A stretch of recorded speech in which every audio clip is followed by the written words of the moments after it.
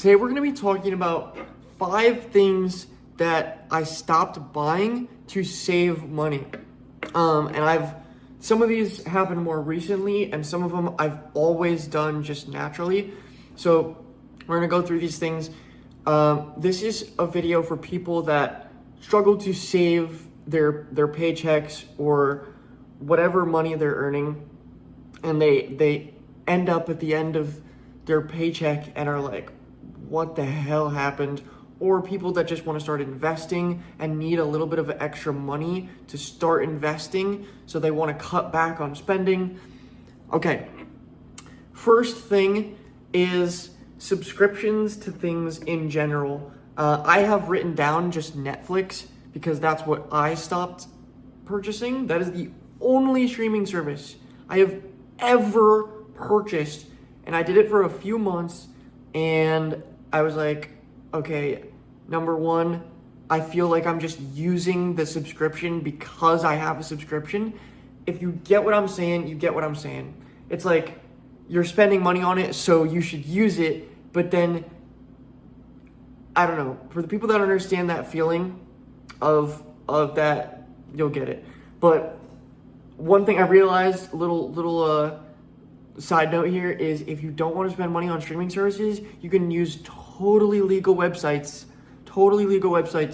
to watch movies, and you just have to wait a little bit for them to become available after they come out, and then you can literally watch them for free. So yeah, I don't subscribe to any streaming services at all. I think that stuff is just a money suck.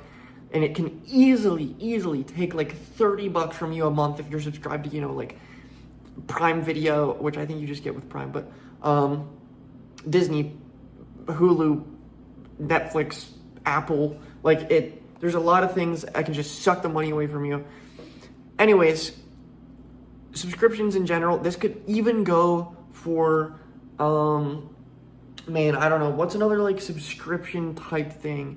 I guess Spotify, but Spotify, you need premium, bro. Luckily, I'm on a family plan, so I don't have to pay for it. But different music things, I think music is awesome, so I don't knock that one. But anything, bro, anything that's a subscription-based thing that you don't need, really think about it, because you might be like, oh, well, I really do need that. But if you really think about it, you'll realize that half of the subscriptions you might have, you don't actually really need, and you can replace with something else that's either cheaper, free, or just something that can be more productive. So yeah, second thing, this in my opinion is one of the biggest things on this list, but we're gonna have some other big things. But second thing is any impulse buys, dude. Any impulse buys. Recently, I had this happen where I got my new car, and I impulse bought a bunch of modifications for it because I knew that I wanted them, and I bought the camera that some of my previous videos were filmed on to film in my car. All impulse buys. Yes, I had done some research on them, but not enough, and I didn't give it enough time in my head to really understand if I wanted it or not. Biggest impulse buy was definitely the camera I bought for inside my car for filming these kind of videos, because I could just easily use my phone. The phone has great quality. It looks more natural. I think using a phone to record is a little bit more relatable. So I wish I would have not bought that camera. I probably could still return it, but I think I might use it in the future for things, for YouTube videos or something. So I'm gonna keep it, but I low-key wish I didn't buy that in the first place. But impulse purchases in general, let's talk about them. Let's talk about how to avoid doing impulse buys. So lots of impulse purchases happen in a physical store. So when you're about to check out and there's a bunch of stuff on the wall. Literally just the other day, my mom and I were in a store shopping with my family when we were on a vacation, and we were at the checkout area, and my mom turns around and there's all the candy on the aisle thing down here, and she's like, I feel like I might need one of these things. Do you want anything? I instantly said no, because I would never buy stuff like that. But it made me think of it, that's the reason I have this written down and why I thought of it for this video is because of that happened very recently. But it can happen in a physical store like that. It can happen most of the time. For me, it's happening on Amazon or online purchases because they're very, very easy to just click checkout. Super easy, especially on Amazon. Saves all your info in there. All you have to do is click like buy and then it's instantly getting shipped to you. So it's very easy to hit buy on Amazon. Now, let's talk about how to avoid impulse purchases. And by the way, if you don't know what like the word impulse actually like means via purchases, it's like when you literally see something or want something and you see it in front of you and you're just like, okay, I'm gonna buy it. Like you just give in and you just buy it. You don't really think about it. You don't process it in your head. You just buy it. So how do we avoid impulse purchases? I've always done this throughout since I was tiny, bro. It started with when I was buying Legos, bro. When my mom or dad would take me to the store and I could buy one set of Legos, I would sit in that aisle for 10, 15 minutes and I would just look at each box in the, if you know what I'm talking about, if you've been in a Lego aisle, there's a ton of Legos, like it's a whole wall of Legos in like that aisle. I would look at each one. I would look at the back of the boxes. I would watch all these different things and I would know how much money I could spend. My parents were letting me use on that like Lego thing. And I would look at each one and I would find the best one for the price. Dude, always been this way. So the takeaway that I've always held from that is, and this I'll talk about online, but I'm gonna talk about in-store first. When you're in a store, don't just pick something up.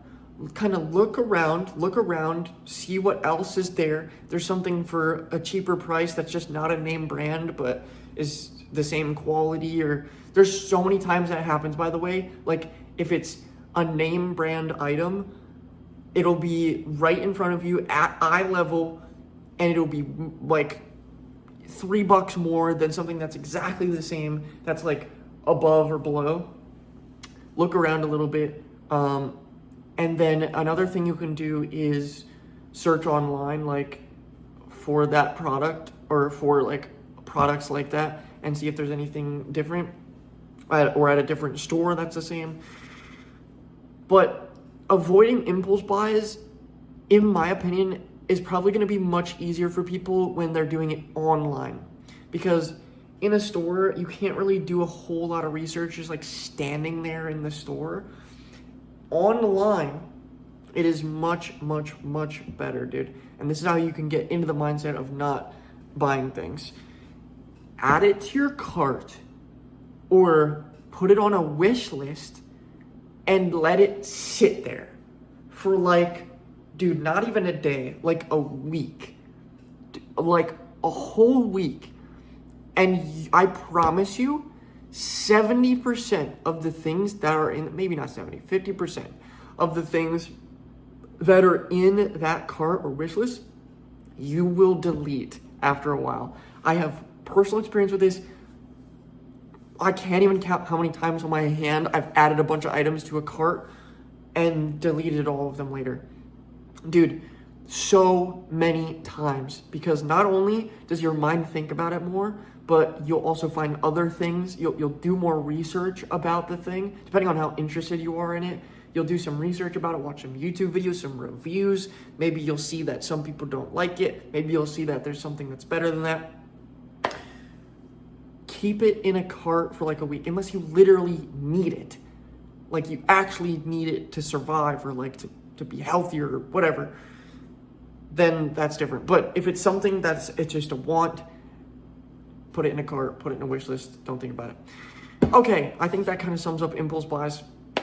I've saved a ton of money from doing my research about things, letting them sit, letting them marinate in my head before buying them.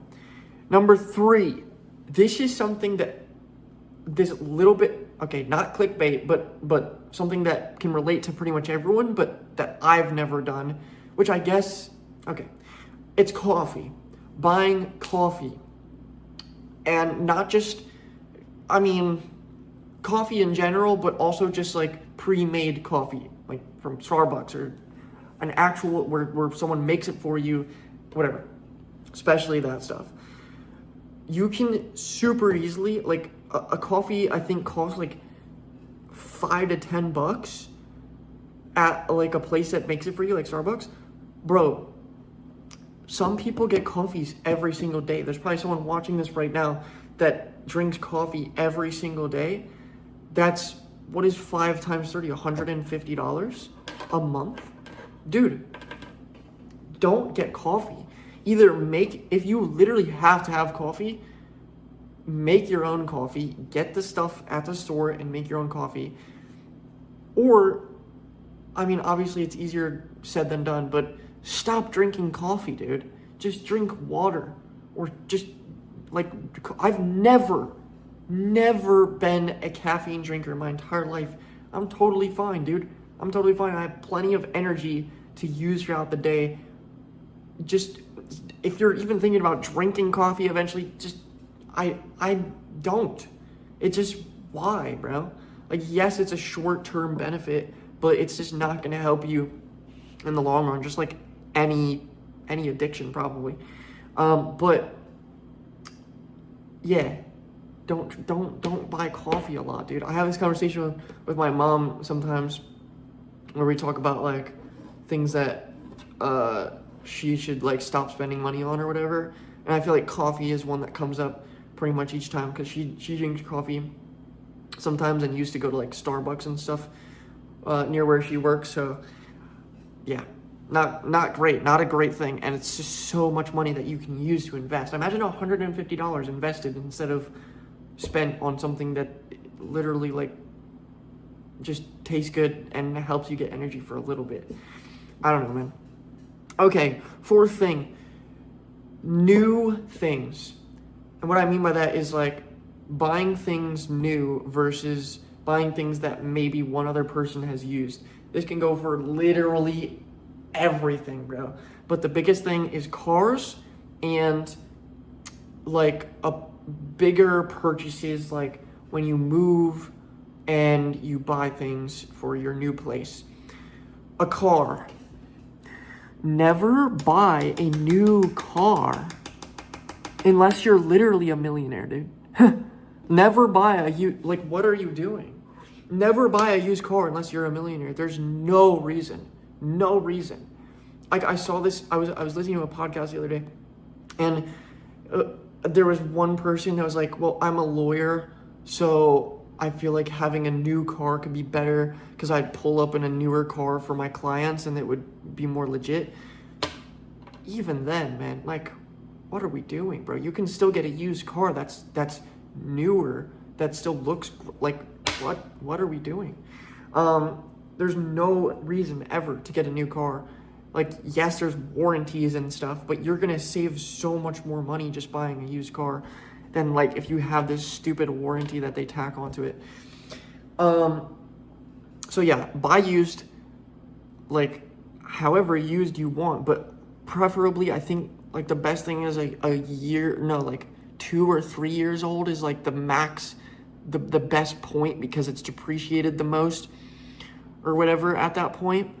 Or just even like a year old, dude. Just get it used where it's already depreciated a lot. And when you get it, it's not going to depreciate a ton more. Because then you can resell the car or trade it in for a better value whenever you get another used car. Or, yeah, that's basically the reason you would, so yeah, used cars.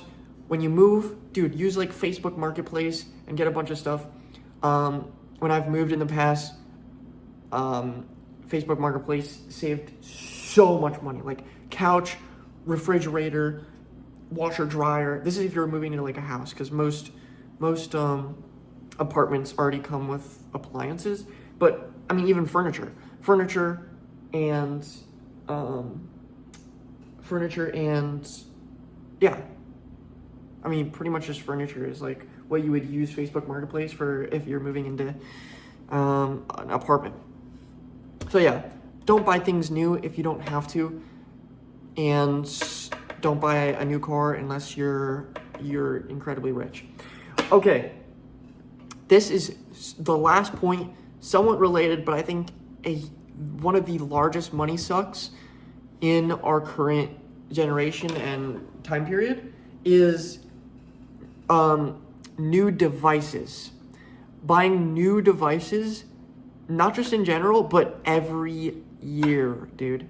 The amount of people that buy the new iPhone, the new MacBook, the new Apple Watch, the new AirPods, dude.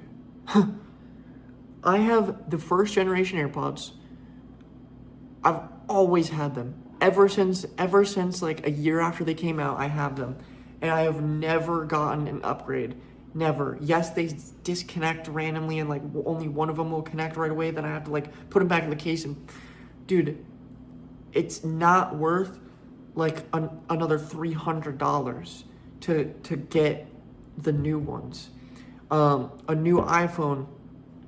Only reason you should ever be buying the new iPhone every year is if you review tech products on YouTube, make tech content of any sort, or you rely on your phone for business things such as storing a ton of like videos. Like for me, I got the iPhone 16 and kept my old phone, but I needed another phone so that I had more storage for storing all my ads, and so that I had a better camera and better audio quality, because this one I dropped in a lake.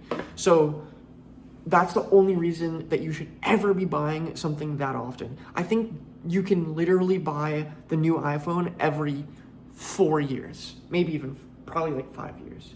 I think that's like, if you don't need your iPhone for your business, even, bro, I could still be making all the money I'm making right now off of this thing. I just got the other one for ease of use, and because it's definitely made me more money than I spent on it, because it just makes everything easier for my job.